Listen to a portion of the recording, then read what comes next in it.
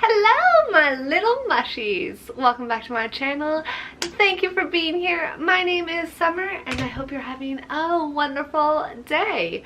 Yeah, so you know, we're doing the damn thing, I guess. Also, I've had this sweater for absolute years now, like years. Still my favorite sweater. I don't know what I'm gonna do when it goes away. When like something happens to it or something. Like, it's my favorite sweater. I don't know. Anyways, we're here with another bookish video and I'm quite excited. We're doing the damn thing, like I said. Okay. Yeah, so I've been MIA for a little bit. Mostly I was in a reading slump, but also just like a burnout with everything. So I took a little hiatus, but I'm back. But while I was on my weird little hiatus, I did read some, so I thought it'd be fun to do like a little recent reads. So I'll probably break it up into like 2 parts. Not that it's a ton, just it's a ton to talk about. Anyways, yeah, let's just get to it, right? So welcome to recent reads. Okay, we're gonna not do that anymore. Welcome to my recent reads. Feel me? Yeah. See my peanut butter jelly snack, pull it ride, busky, painting. That's my sunshine when it's raining. That's my boo, yeah. The first book I read while MIA was The Roommates by, who was it by? Rosie Danam? That's probably wrong. I gave this 3 stars. Why? Well, we'll get into it. Basically, what The Roommates is we're pretty much following Clara, and her childhood crush invites her to come stay with him in LA, and she's like, let's do it. She thinks that this is gonna be her opportunity to get him to finally realize they are meant for each other and they're in love and she loves him and he should love her. And yeah, so she fully agrees to move from wherever she was to LA, where he does a shitty thing and pulls a bait and switch on her. Doesn't tell her that, yeah, come and move with me, come and stay in my house, come and be in my extra spare bedroom, except I'm leaving. I rented my bedroom out to someone else, another dude. I didn't tell you that, but yeah. I'm sorry, what? I'm sorry, if that was my friend, I might kill him. Like, I'm not joking. Like, what?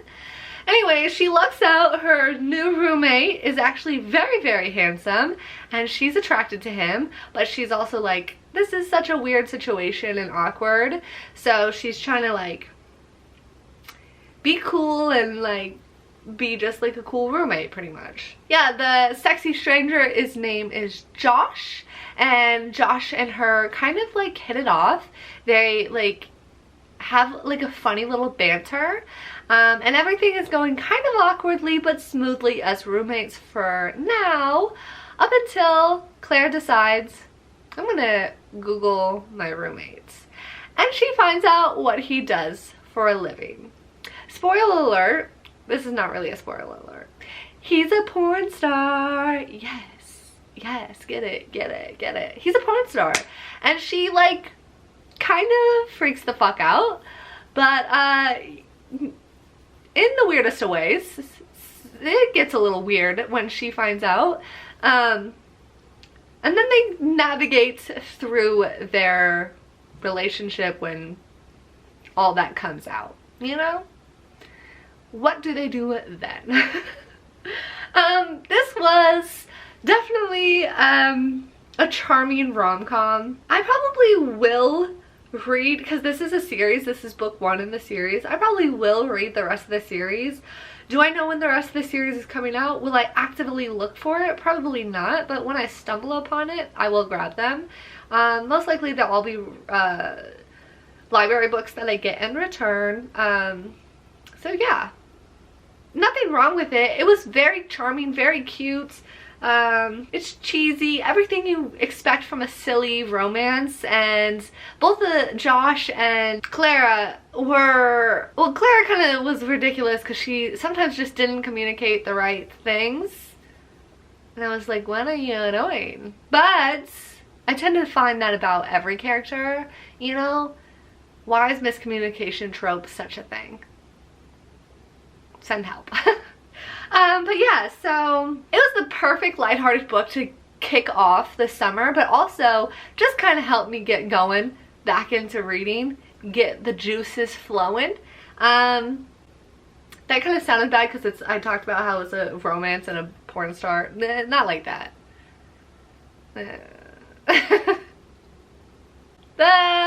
Anywho, let's keep it moving. Yeah, so that's all you really need to know about that one. If you're into like cheesy romances, it was not, it really was cute and just kind of like an easy read. And shall we move on? Yeah. The next thing I read was Lore by Alexandra Brecken. I gave this one a 4 stars. So basically every 7 years there's an Argon, probably saying that wrong. Have you met me? And this is to punish for the past rebellion. This is to punish for the past rebellion. Greek gods are forced to remain on Earth for 7 days and live in a mortal form. And pretty much they still have their powers, but I think they're weakened, and they also aren't, they're not, you know, they'll die if they get shot in the heart or hunted down, they die. And there on the other side of that is like families from the ancient bloodline who train pretty much their entire life for this event to hunt down the gods, to kill them, to gain their powers and immortality. So basically, you know, it's that time again, y'all. Get your battle pants on. We're going to war. However, Lore, once a prominent competitor, no longer wants a part of this tradition or thing because she lost her family viciously a couple years back to this battle. So she's like not looking forward to this Argon. Of course, we wouldn't have a book if it wasn't in her home city or the city she lives in. So yeah, of course it's there, and she's just like, fuck this, you know, let's keep it moving. Of course my camera is running out of room. Okay, I'm back. Sorry about that. Where was I? So she's just like, don't want to be a part of this. Don't make me be a part of this. Why? They're like, no. She basically gets 2 challengers of the next battle pretty much enlist her help, and she gets sucked back into this madness.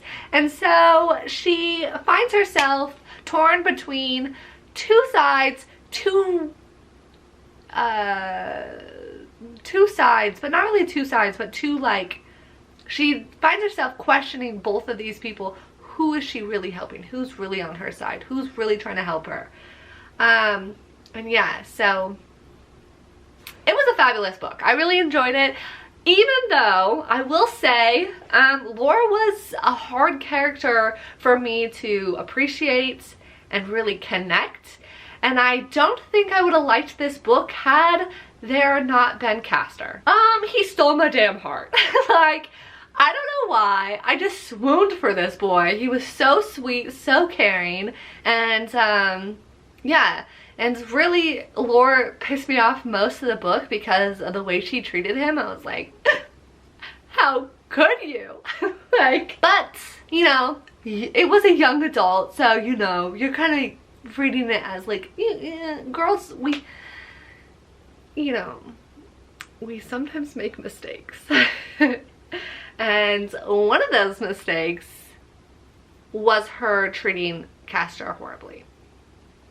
He just loved her. What the hell? Goddamn. Goddamn.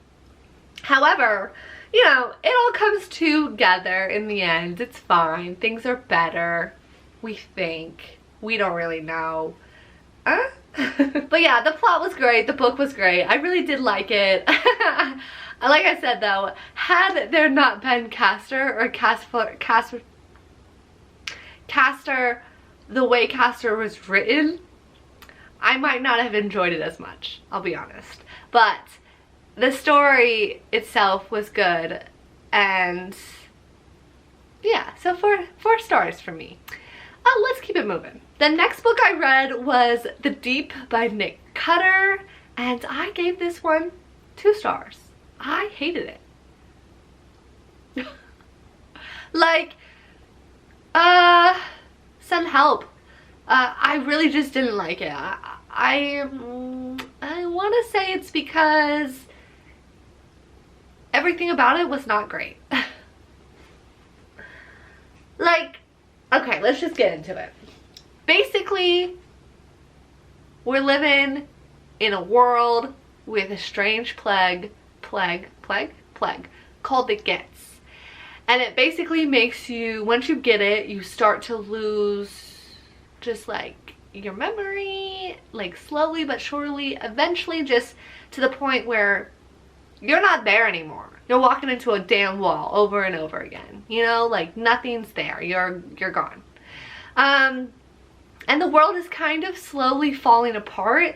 It's like a weird version of as if like a zombie apocalypse was happening, except the zombies aren't trying to eat you. They're just losing their mind a little bit. So, the world is like, people are dying rapidly. So the world's kind of shutting down slower than it would be in like an apocalyptic situation, but it's still kind of falling the fuck apart.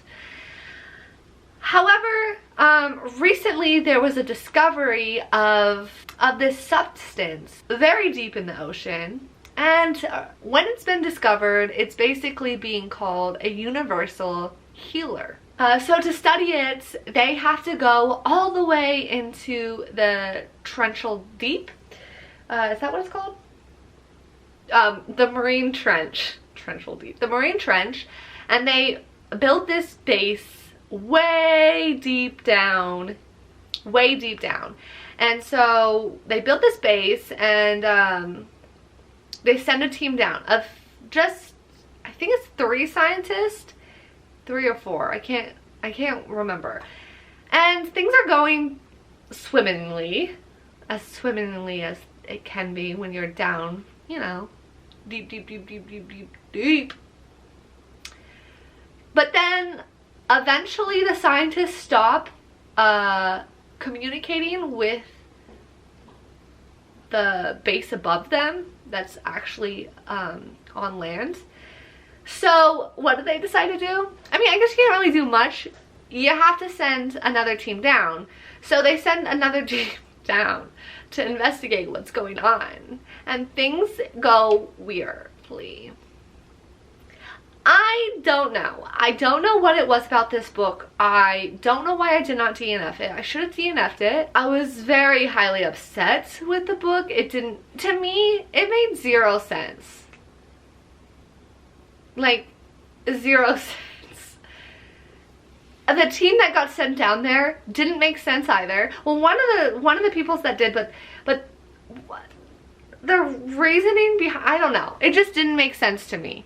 And if a science crew stops responding, and you have a bunch of military people up on the home ship, home base, whatever, why wouldn't you send them down?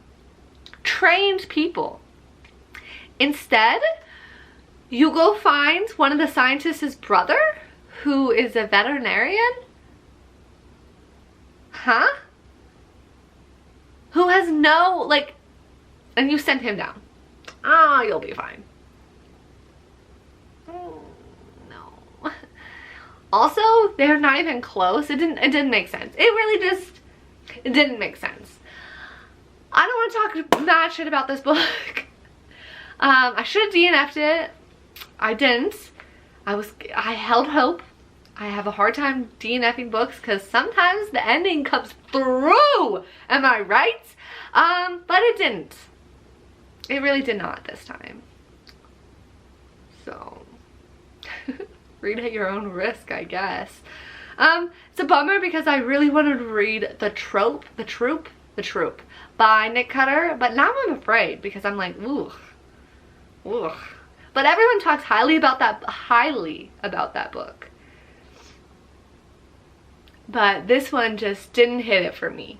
So I don't know. You let me know. Is the troop? Why do I keep saying trope? Troop worth it?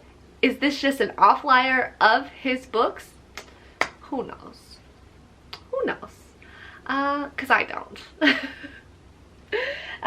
So yeah, next is Killing Sarai, and this is book 1 in the series of In the Company of Killers by J.A. Pettermisker. So I listened to this one on audio and I was very, very excited. This is a dark romance.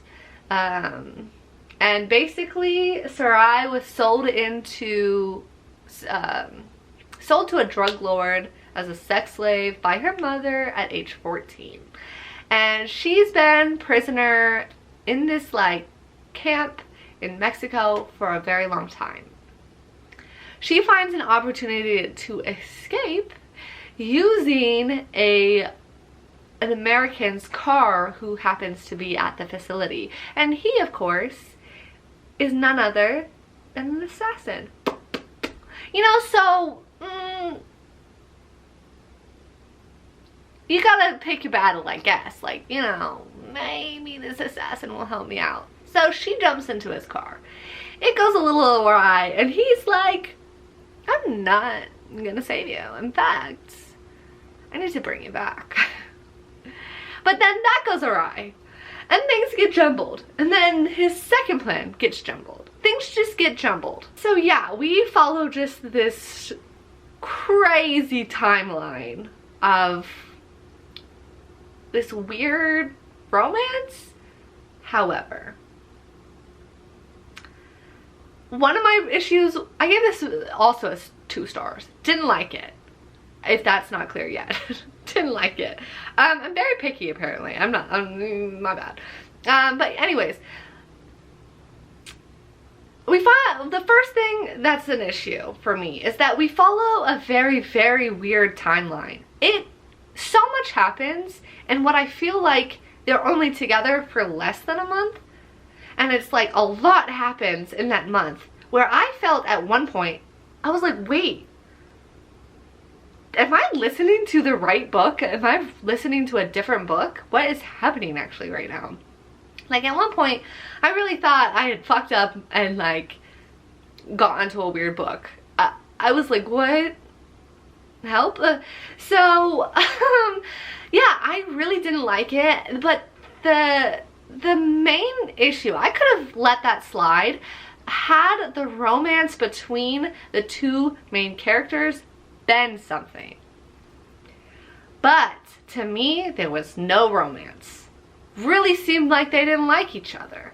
Maybe a little bit of what's it called when you Stockholm syndrome. There was a little bit of Stockholm syndrome on her part, but even then it just didn't feel like there was any romance. And when he finally decided he was in love with her, I was like, wow, like what? So it just felt forced. The love, the romance, all that felt forced. There was no actual romance to me. So again, not a great book in my opinion. I've read better dark romances. Hey, if I'm shitting on any book you're absolutely in love with, I am sorry. I mean, I'm kind of sorry. But to me, it was a bad book. And to you, if you love it, we are so happy for you, and I'm so happy that you love it. So don't hate me for hating your book of choice if it is your book of choice. I just personally, I wasn't about it. And yeah, I'm very picky with my romances, especially dark romances, because one, I grew up reading romances. That's my genre, okay? So when it just doesn't feel real to me, I'm like, meh, hold up. Wait a minute. The only reason I finished this was because I actually wasted a credit on Audible for it. So I was like, I'm not gonna DNF it. And it was an audio, so I was just like listening to it throughout my day. So yeah, I mean, I did find it not great, but you might love it. And if that is the case, go for you. Go for you. We still can be friends. Okay, let's move on. Oh, that's it. That's it for today. Good for me, right? Anyways, so yeah, I guess that's it for this recent reads. I have more that I've read during my little MIA moments. So I'll do another video on those. Yeah. Well, anywho, thank you guys so much for sticking with me. I am in a mood today, as you can tell. I'm always in a mood. Who am I? You know? Whatever. Whatever. So if your sun is shining or your moon is glowing, I hope you have a very, very peaceful day. And yeah, thank you so much for being here, and I will see you next time. Bye!